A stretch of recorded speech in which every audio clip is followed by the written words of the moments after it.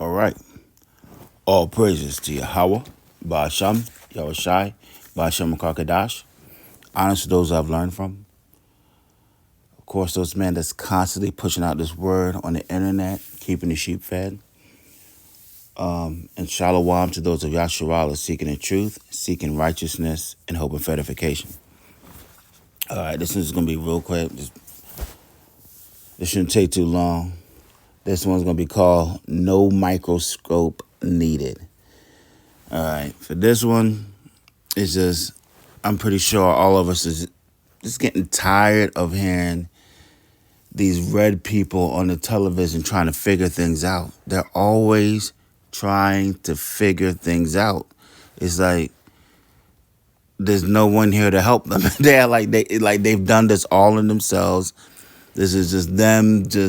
They were just dropped as a blob in a petri dish, and they've got to figure it out themselves. This is why this is another sure sign that we know that they're not the people. Because Israel, we didn't have to do too much figuring out, The Most High came to us and he told us how he wanted things done. And that's part of having an inheritance.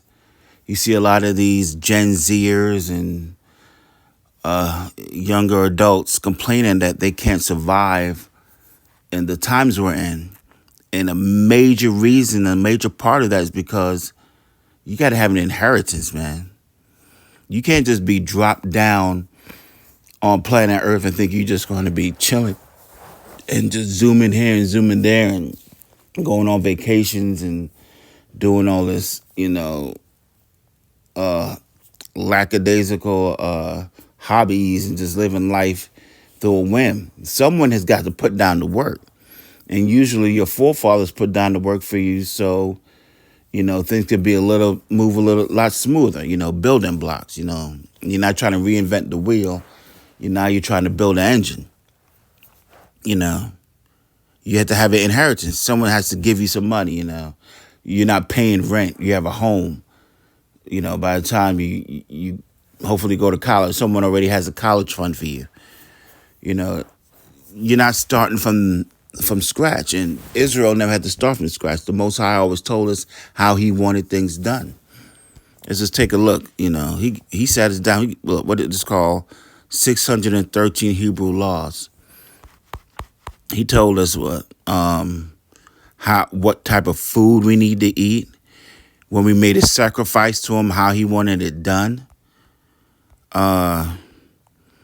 He had priests. He wanted certain people that he dealt with personally, and it actually was a lineage. It came through Aaron. It came through Levi and his son Aaron. They were the most, sacred priests that were allowed into the temple. He wanted everything done a certain way. He told us how to eat. He said, "Do not eat any unclean animal." What's an unclean animal? He told us what they were. If it's a fish, it has to have scales and a fin.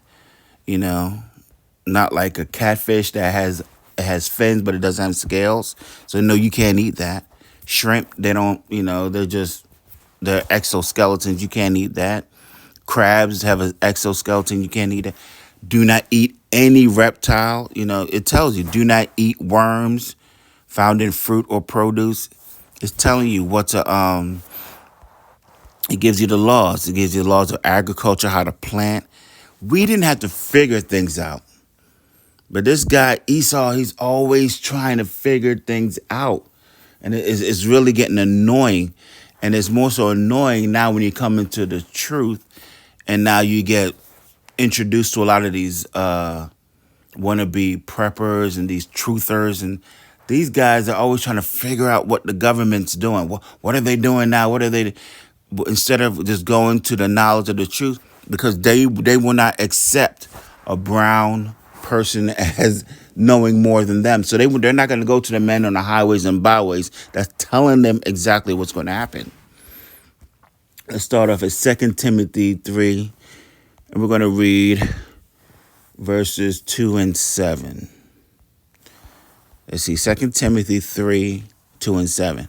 For men shall be lovers of their own selves, covetous, boasters, proud, blasphemers, disobedient to parents, unthankful, unholy. Let's jump down to 7. Ever learning and never able to come to the knowledge of the truth. Verses 4 through 6 is talk more about how these people are going to be. So we just jump down to 7, just talking about how they're so full of pride. In America, Babylon is the epitome of pride. But at the end, they're ever learning and never coming to the knowledge of the truth. That's why every time I see someone that's wants to be in the Supreme Court, was that Ketanji Brown Smith, whatever her name is, they ask, this woman is a Ivy League educated lawyer. She's a judge, married woman. Probably she was in her maybe she's in her 50s. Been around for a long time. They asked her, what is a woman? And she stumbled over that simple question. Such a simple question that probably a 2-3-year-old child could answer. And every time I see them stumble over that question, I get excited. I just like, oh yeah, he's coming back for us. That's what I know. I was like, oh yeah. And I love to see him every time when you ask these people a simple question like, what is a woman? And they don't know the answer. That's when I get excited. Every time these people run around and ask Esau for reparations, and he goes and send $100 billion to Ukraine and tell them he can't give him any, I get excited because I get worried. Every time he talk about giving these people reparations, I get on the hold up. We ain't supposed to be redeemed. You know what I'm saying? These people don't understand. He can't give you reparations. It ain't happening. He's going to find some excuse.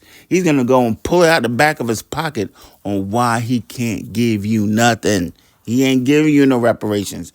He's going to play it down. We got to deal with elections. We got the Republicans coming. We got some Democrats. We got more trying issues we got to deal with.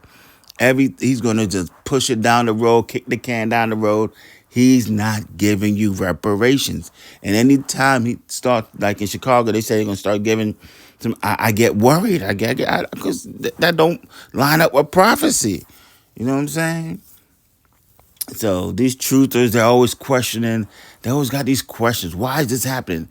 When the Bible tells you what's going on. Let's hit Proverbs 1 and 7. Proverbs 1 and 7. It says, the fear of the Lord is the beginning of knowledge, but fools despise wisdom and instruction. And who is that fool? That would be Esau, Edom. He think he's so smart. He got a high IQ. But this dude, he can't translate that IQ into reality. You know what I'm saying? This dude don't know what a woman is. And he doesn't fear the Lord. That's the main thing. He thinks that he's going to be able to conjure up something in his mind to get him out of this situation that he's in. He thinks he's going to go to one of the multiverse, go to a different universe and find another God there that he can use to challenge our God and get him out of this situation. He thinks he lives in a multiverse. This dude thinks he's in a multiverse that he's going to be able to go discern, find another God that can challenge the God of this universe and keep him on top. And he got the sacrifices ready to go. That's the kind of fool that we're dealing with here. He's a fool. All right. So let's hit Revelations 6. We're going to do 15 and 16. Okay, Revelation 6:15. And the kings of the earth, and the great men, and the rich men, and the chief captains, and the mighty men, and every bondman, and every free man hid themselves in the dens and in the rocks of the mountains, and said to the mountains and rocks, fall on us, and hide us from the face of him that sitteth on the throne, and from the wrath of the Lamb. We know who the Lamb is. They want to call him Jesus. We know that's Yahushua. Why would you want to hide your face from him? And this book was written a millennia ago. Why is this verse describing exactly what's going on now? Why is that? Why are these guys still trying to figure things out that happened last week when there's a book right here? Yeah, they keep writing all these different eh, um they're doing different NIV version, New King the James version, all these different versions to it, but it's still staying, we staying the same. It's still holding this foundation, and it's telling you what's going on here. They're trying to use all these versions to run away from the truth, but we got that King James version, and we can read it right here, and it's telling you that the kings, what it says, and the kings of the earth and the great men. So it's not just the kings; it's also the great men, the rich men, and the chief captains, look like those some military, and the mighty men, and every bondman, and every free man hid themselves in the dens and in the rocks of the mountains. So let's go look and see what's going on with these people right here. Look, the super rich preppers planning to save themselves in apocalypse. This is the Guardian. This article is from the September 2 years ago, 2022. It's telling you this is just the super rich men. It said the rich men, right? They're trying to hide themselves in the apocalypse in bunkers underground, right here. It's telling you look. This book was written. Revelation was written a millennia ago by a man that was enslaved on the island, in the salt mines, and he came up with this. So, of course, through the inspiration of God, inspiration of Yahweh Shem Yahushai, he was able to write it, and that's the important thing about Israel. We have prophecies. All these other religions, they don't have this prophecy. They don't have these things. This is what separates this book from everything else. That's why everything, all these Hollywood movies, everything is geared and centric on the Bible, okay? Because it has the truth. It has the prophecies, and it's proven day in and day out. So we know the rich men are hiding themselves, according to this article.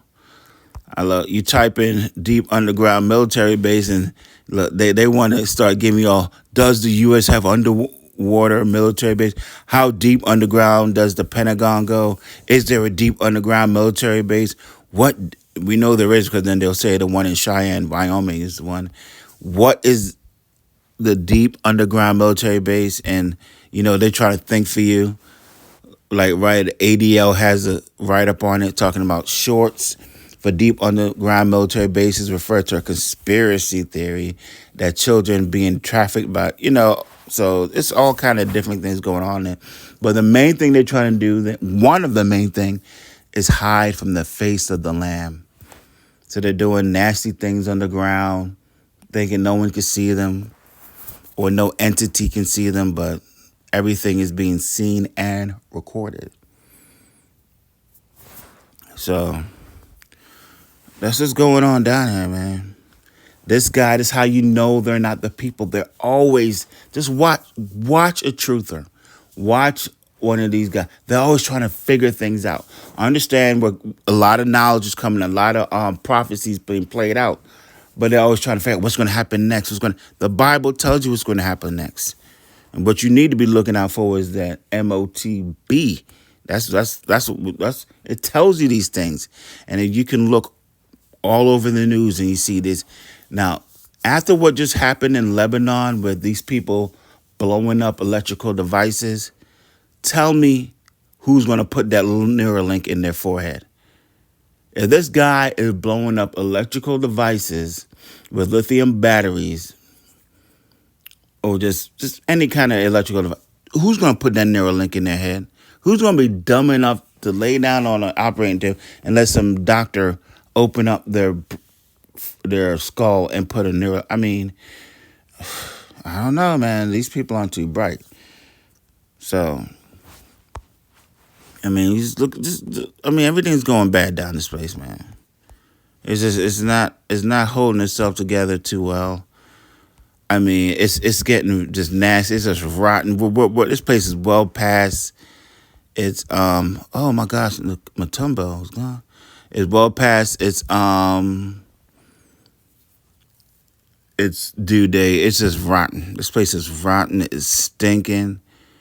And we'd really, really, really like for things to wrap up down here. It's under judgment. I mean, they're showing a little bit what happened with this Hurricane Helen, but you can tell it's way worse than that. Even they're saying it's terrible, but you can tell it's way worse than what they're reporting. So I'm going to end it there. I'm going to say all praises to Yahweh, Ba'ashem, Yahweh Shai, Ba'ashem Kakadas. Honest to those that I've learned from. You know, the men keep pushing out this word. And shalom to Yasharallah for seeking this truth, seeking this righteousness, and hoping for edification. Shalom.